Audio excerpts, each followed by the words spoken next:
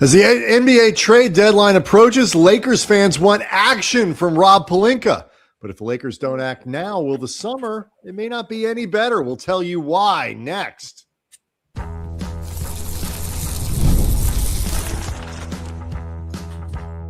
You are Locked On Lakers, your daily Los Angeles Lakers podcast, part of the Locked On Podcast Network, your team every day. Thanks to everybody for making Locked On Lakers your first listen of every day, Monday through Friday, no matter how or where you get your podcasts. This one's always going to be free for you, never behind paywall. Locked On Lakers on YouTube. It's where you can hang out with over 37,000 subscribers to the channel, Andy. But no matter how you're doing it, Spotify, maybe you're an Apple guy, maybe you are one of the subscribers to the YouTube channel, you are part of making the Locked On Podcast Network the #1 sports podcast network in this or any other known universe. I'm Brian Kamenetsky with Andy Kamenetsky. We have covered this team, the Lakers, for nearly 20 years for the LA Times, for The Athletic, for ESPN. And it is always exciting, Andy, when you get to around trade deadline season. The rumors are starting to percolate. The Lakers are in a tricky spot. We'll break it all down as the Giannis conversation heats up. And as we start our show, James Harden apparently wants out of Los Angeles, which could also have a huge impact on what the deadline looks like. Just so people understand, it is 2026. This is not a show from 2024 when James Harden wanted out, like 2022 when Harden wanted out. It's not a best of. We're not right. Like this is 2026. We are recording on February 2nd into February 3rd of 2026. James Harden is on the Clippers, not the Sixers, not the Nets, not the Rockets. He's on the Clippers, and he wants out. This will also be a Groundhog Day related thing where, Punxsutawney Phil sees his shadow and James Harden demands 6 more weeks of trade. I think the groundhog sees his beard. Like, seriously. And by the way, this show will also be evergreen for in 2028 or 29 when Harden is presumably still in the league and wants to get traded again. So we will we'll break all this stuff down. We'll get into some comments that Luka Dončić made after the New York game, the loss to the Knicks on Sunday. And we'll break all that down as to how much pressure he is putting on the team right now. But Andy, it's deadline time. I mean, the deadline is the 5th. It is coming quickly. The Lakers have been kind of linked to a few different things because they're the Lakers and they always are. But a couple of the big names linked to them, DeAndre Hunter and Keon Ellis, are already off the market, for the trade deadline at least, because they've been traded for each other. Yeah, I mean, I would hesitate to call them the big names linked to the Lakers as much as they are the most persistent names so far linked to the Lakers. Not insignificant names, but names linked to the Lakers. Sure. DeAndre Hunter with the Cavaliers, it's kind of been over the last couple of years, a 3-and-D light type wing.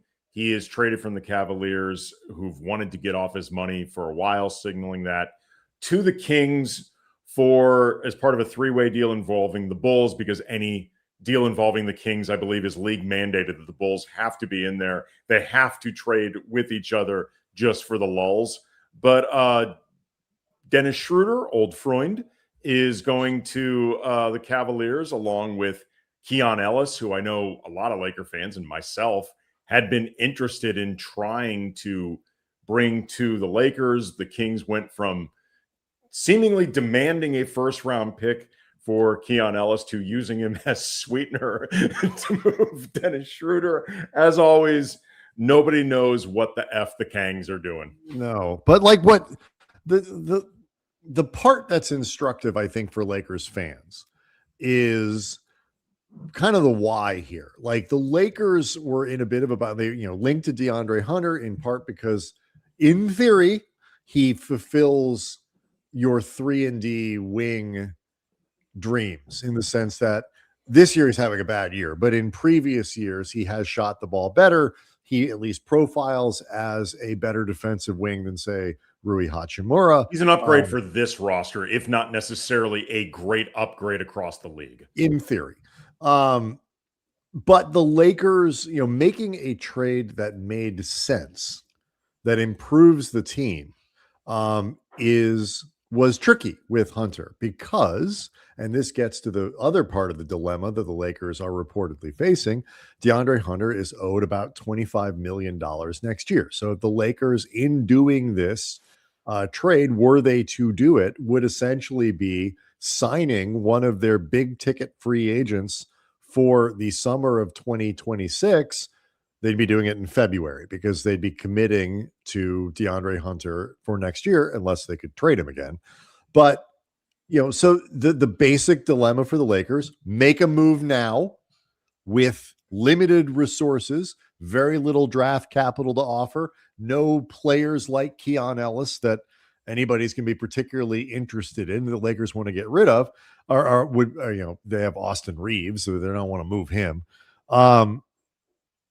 Or take money back into the offseason because they reportedly want to keep a lot of flexibility for when a lot of players come off the books, and the Lakers would, at least around draft day, have the flexibility to include multiple first-round picks in a trade.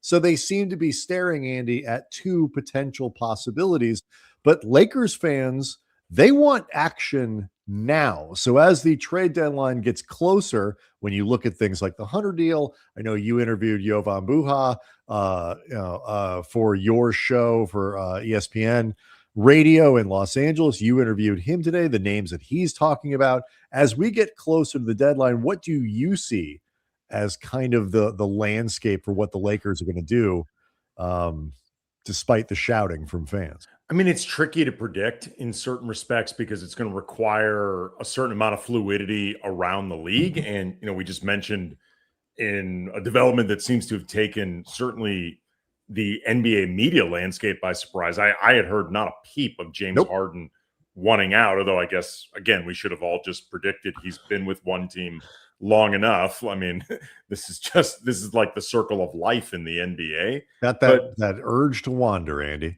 Right. And this also, this trade reportedly may end up involving the Cavaliers, James Harden for Darius Garland, Chris Mannix from Sports Illustrated reporting that conversations between these two teams have gotten deep. And depending on a trade like this or other ones, they might need a third team. A team like the Cavaliers, who is in the second apron, may require help for any deal that they do. Yeah. So you add that then to like a potential Giannis deal. These major moves have the potential to help teams like the Lakers, who are more of like the remora fish, who attach themselves to the giant deals in order to help facilitate them. Well, you know what? For, dare I say, the last 40 or 50 years in the NBA, the entire league has been leeching off the Lakers, like economically, if nothing else. So I think these other 29 teams owe it to the Lakers to offer some leeching opportunities when it comes to trade. Like how, Andy, I believe that was taken care of with the Luka Dončić trade. I believe all debts from across the NBA. No. Paid with Luka Dončić being traded, which was almost a year ago, which is another thing we can talk about. Are you saying that Nico walked and then had his knees cut out so the rest of us could run? I'm saying something like that, but I'm saying your general premise here, which is going to be difficult for fans outside of Los Angeles to accept, is going to be even more difficult in the as we honor the those revenue share checks that the Mavericks, among other teams, cash, they all cleared, man. And so I don't want to hear anything about it. To be fair to Lakers, it's been an entire year since somebody gifted us a superstar. So like, how long are we supposed to wait for another one? They called us. It's not like Rob Pelinka called Adam Silver and demanded to get a star, because if he said, I demand you send me Luka Dončić, like Adam Silver rightly would have been like, no, that's not going to happen. It's not like we asked for another one over the summer. We waited. We're, as Mr. TD 331 says on the chat, we're due. But we'll get more into this in the next segment and talking about potential possibilities. There's a few names, as you mentioned, that Jovan brought up to me that I'll bring up to you, and we can talk about it. But my general school of thought, I've said this before, and I'll say it again. I want the Lakers to prioritize anything they do that involves surrendering assets or players of any type of value. I'm not talking about just expirings for expirings, whatever, but anything of value. I want them to be prioritizing building next year's team and the future team now. I do not think that this is a roster that merits, I'm not even sure what an all-in chips push to the middle of the table move constitutes, given how few chips they even possess to begin with. But generally speaking, you do that for a team that feels one move away, and teams that feel one move away do not have negative point differentials. Like, they're not below 500 against teams above 500. Or do they? But I'm just saying, this is not a team that profiles that way. Let's unpack all of that next.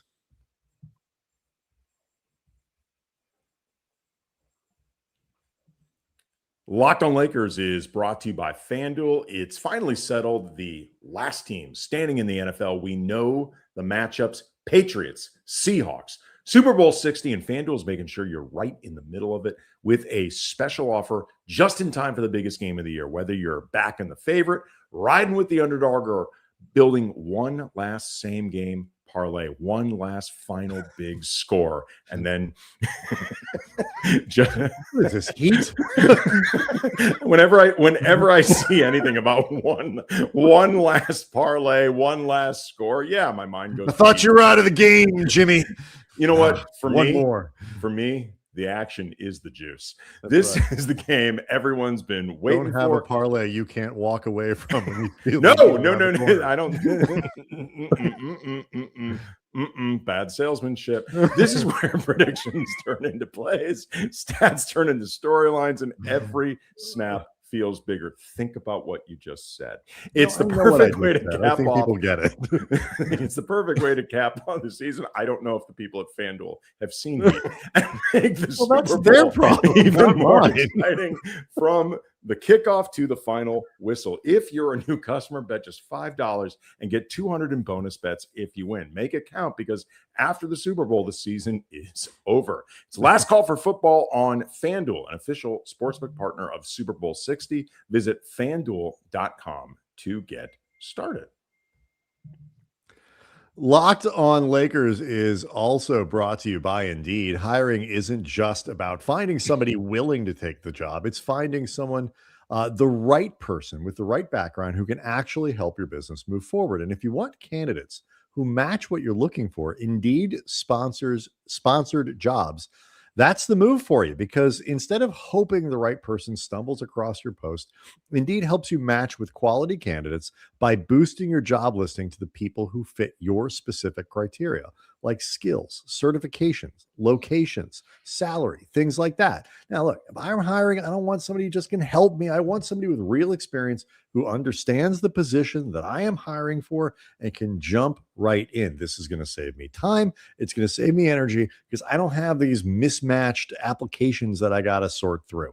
And so here's the stat that says it all. In the minute that I've been talking to you, companies like yours have made 27 hires on Indeed, according to Indeed data worldwide. So if you're hiring, spend less time searching and more time interviewing candidates who check all your boxes with Indeed sponsored jobs. And listeners of this show will get $75 sponsored job credit to help get your job the premium status it deserves at Indeed.com/podcast. That's Indeed.com/podcast.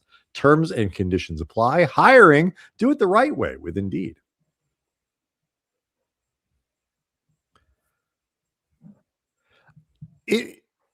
The thing about this deadline, Andy, that I think is intriguing is contextually, like you say, this is not a team that is one move, one quote unquote all in move from being a title contender.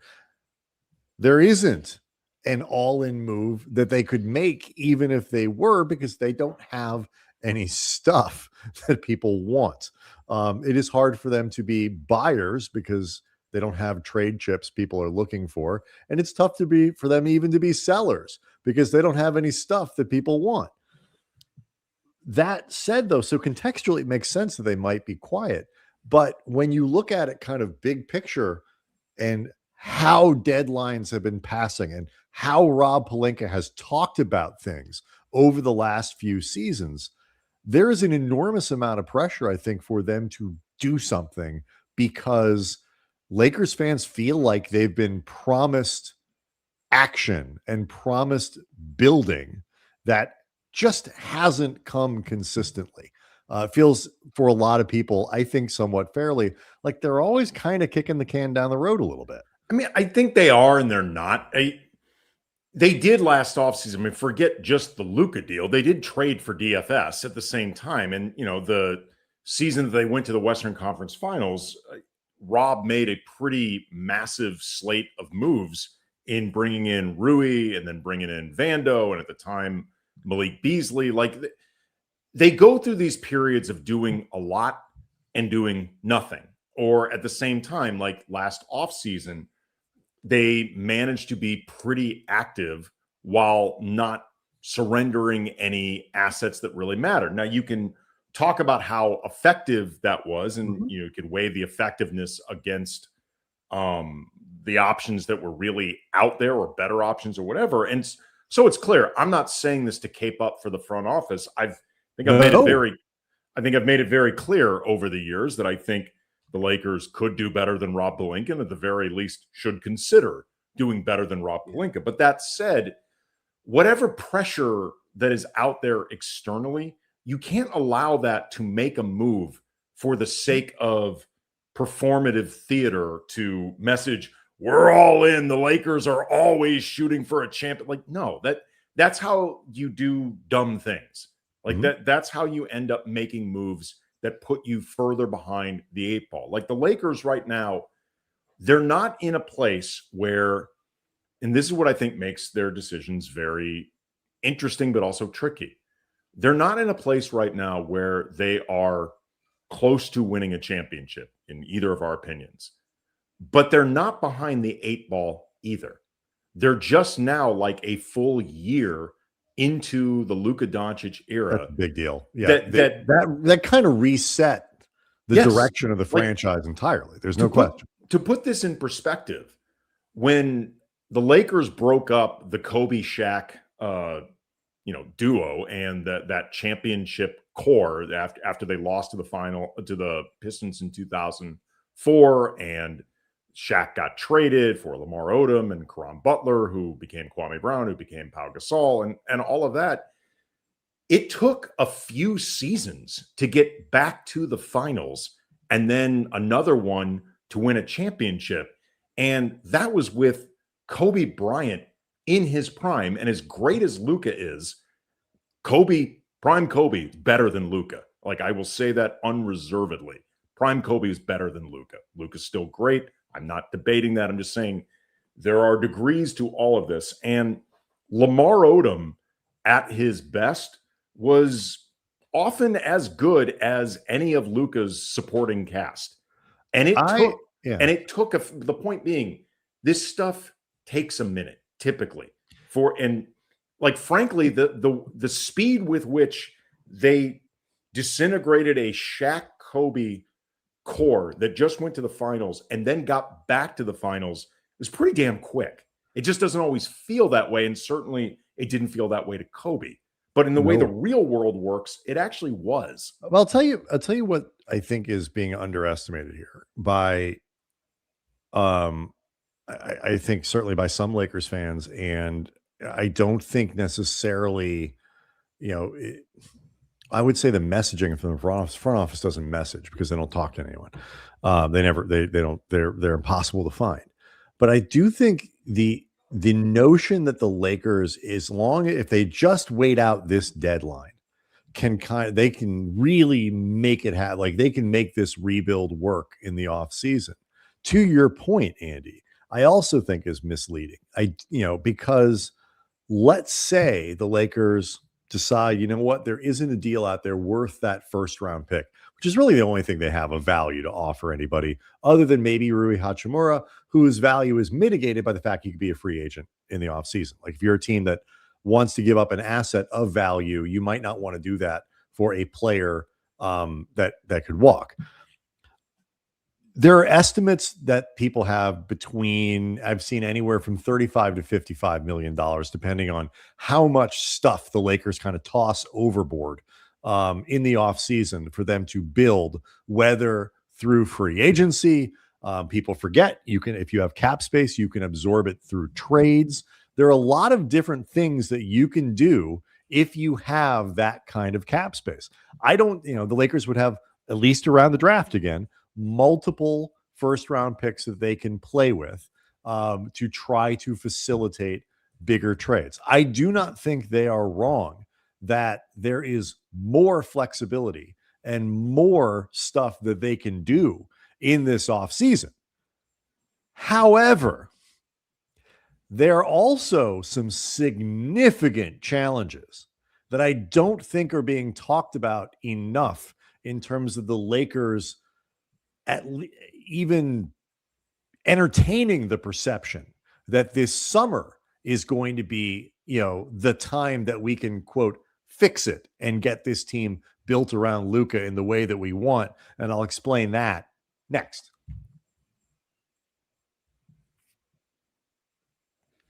Locked on Lakers is brought to you by TurboTax. Tax season doesn't have to take over your life. This year, TurboTax is making it easier than ever to just hand things off and then move on with your day. With TurboTax full service, you can have your taxes done for you by a trusted local expert, start to finish, without the stress or guesswork. Instead of spending hours trying to figure out forms, you can meet with a local TurboTax expert in person and connect online. They handle everything from W-2s to self-employed forms. I have dealt with both. They are a hassle, and they can work to get you every deduction, which is also huge. It's a big time saver. It gives you real peace of mind knowing that an expert is handling it. Respectfully, you don't know what you're doing as well as an expert. This stuff is super, super difficult to figure out. For a limited time, you can have your taxes done by a local TurboTax expert for just $150 all in. And if a TurboTax expert didn't file for you last year, just file by February 28th. Take taxes off your plate. Get back to your life. Visit turbotax.com/local to book your appointment today.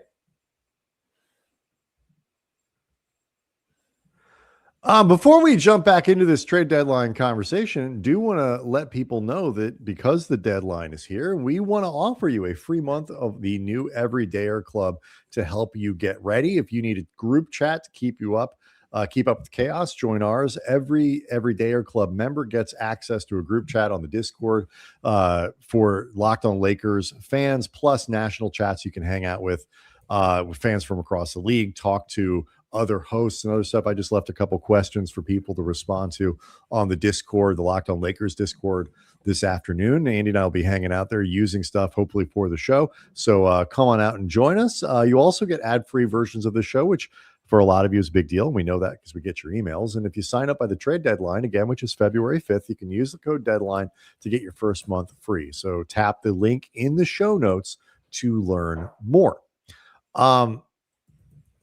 There are, I believe broadly that you can do, I agree, you can do more this offseason than you can right now. But I think what you are talking about in terms of really looking at this deadline as the opening to this summer's free agency, which is essentially what you're talking about, building next year's team now.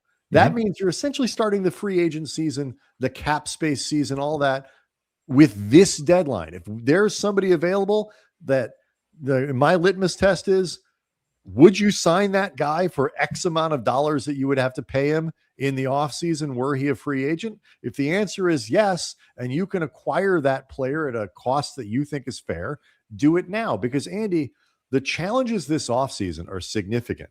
Yes, the Lakers have some degree of cap space, but depending on, the bigger that number gets, it means more players have left, including LeBron, including Rui, including all of their expirings and all these other things. You have to replace all of those players with players ideally who are just as good as the ones who left. I realize there are a lot of people on this chat and people who respond to us on the Locked On Lakers YouTube channel who really hate LeBron at this point. That much is clear, but he's still pretty good, and you got to replace him, and you have to replace Rui's shooting.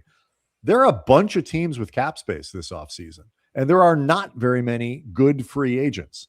Many of them, the ones that are good, are like Peyton Watson, and they are restricted free agents, which makes them a little trickier to get. Again, you can make trades, you can do other things, but the pathway this offseason, I think, is more narrow than people are maybe giving credit to, whether it's because they just haven't thought that far ahead or they just don't want to think about it at all. I don't know, but it is tricky this offseason too.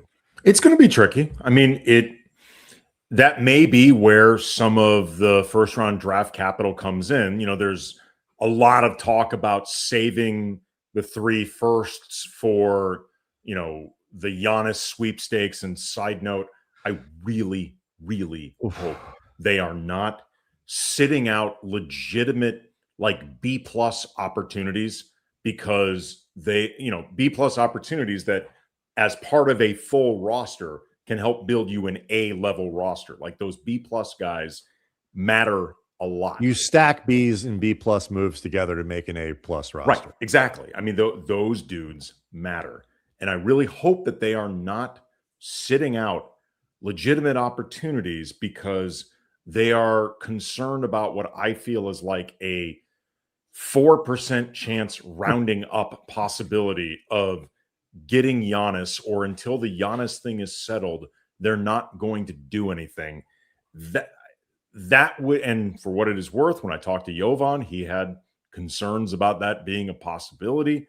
That would just be, in my mind, such an unimaginative way to go about building a roster. But also, if you don't end up with Giannis, then you start getting into behind the 8-ball territory, because there becomes opportunity costs with the moves that maybe you could have made but didn't. And if we've learned anything over the last few years of NBA championships, and also the direction that the league is heading, depth matters a lot. I would say youth and athleticism matter a lot. I don't know how much access the Lakers are going to have to those particular traits, but you need to start addressing areas that aren't simply how many stars do we have? How many all-stars do we have? How many of the most obvious guys possible can we put on a roster? Because that doesn't require any particular expertise. When Rob Pelinka brought in Anthony Davis and brought in Luka, he gets credit. It goes on his resume. I don't care if you say it was gift wrapped or not, or clutch forced or not, or whatever. It's part of Rob's resume. But it doesn't take a basketball genius to identify, hey, Anthony Davis wants to be on your team. Go get him. That does not require next level basketball expertise. Brian or I, honestly, could have made that trade. You offer things until David Griffin says yes. I mean, truly. And I do think it's important to remember, Luka said, after they mentioned this at the top of the show, Luka said after the New York game, we asked about the roster, the trade deadline coming up, all this stuff, standard questions. He's happy with the roster right now. He likes where they are. And you would expect no less. Stars very rarely say heading into the trade deadline, although it's happened. It happens. It happens. I'm not saying it happens, but you don't generally, the expectation, you get is you're always some version of, you're always looking to get better, but we love the guys in the locker room, and I'm excited about what we have. And that's what Luka said. But I don't think you can, and I don't think he was lying. And I think the relationship between Luka and the Lakers is good, but it's also not infinite. And while Lakers fans are, I think, looking forward to getting out from underneath the clutch LeBron style of pressuring and, as you call it, the passive aggressive stuff, and Rich Paul being a big part of that. I mean, it's a tandem thing where you're reading the tea leaves from all these guys. Luka operates differently. He is a much more mild-mannered guy. He doesn't use the media in the same way. His agents He doesn't use the media at all. His agents are not public figures in that way. But that doesn't mean Luka doesn't exert pressure, that he didn't exert pressure in Dallas, because there are multitudes of stories and profiles and things written about the ways in which Luka pressured the Mavs and made it clear that he expected them to do better if he was going to stay there. And the Lakers have, I think, a season or two of runway to look like they are putting together something that is going to be good for Luka. But if they get into that, nearing that last year before Luka's opt-out, and they're not making significant progress,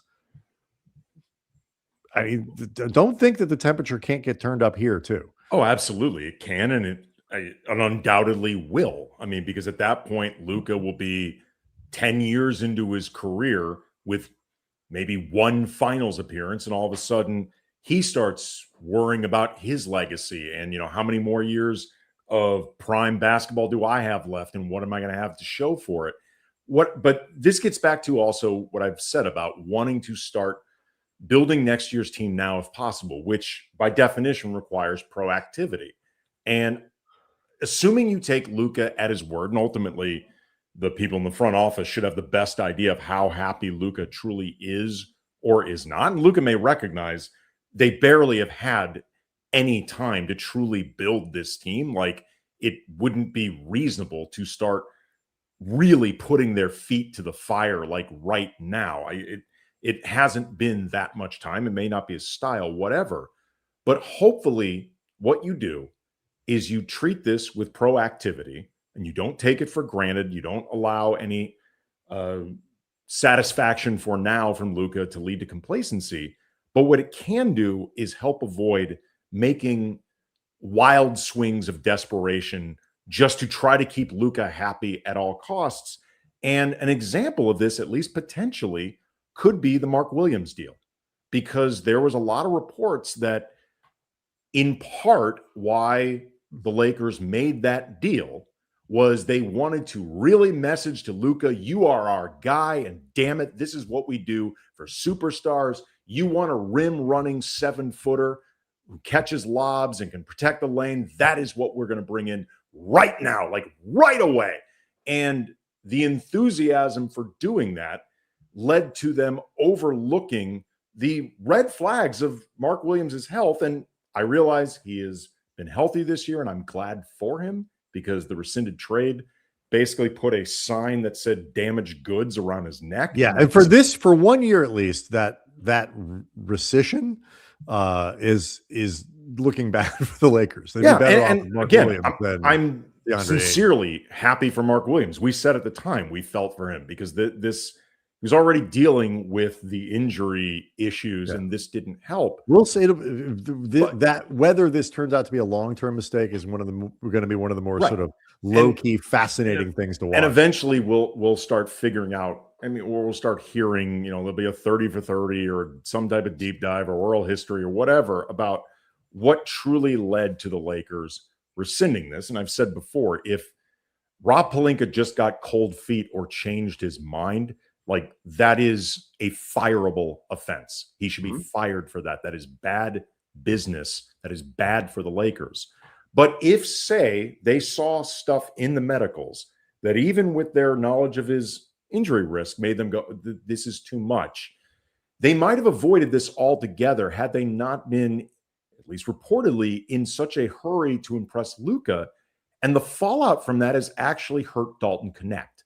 Like, because even if Connect had regressed some in his second season, which happens to a lot of second-year players, the regression would not have felt as loud had the rescinded deal not have happened.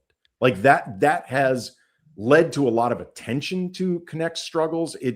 It's made it worse. Yeah, like there's no question. And it would be good if they don't feel the need to just dazzle Luka left and right. Again, that's not complacency. Well, I don't think, and we can quit here. I think what they need to get out of the idea is they need to dazzle anyone. What they need to show is competence. They need to show steady, competent blueprint that says we're going to get from point A to point B to point C in order. We're actually going to take steps. The Lakers have historically always tried to skip steps. And I think they'd be much better off showing that they can create and execute a blueprint that puts a really solid foundation around Luka. And I think if they showed him that and demonstrated they were executing on that, and it took 2 years to get there, I think that would be okay. It's this need to dazzle that I think gets them into trouble. One quick note before we go, Tuesday's game in Brooklyn, the final game of this epic Grammy road trip, Austin Reeves listed as questionable. So we will questionable, not out, not in. Questionable. Locked On Lakers on YouTube is where you can hang out with over 37,000 subscribers to the channel. Do check out the Everydayer Club and see if it's for you. We'll see everyone after the game.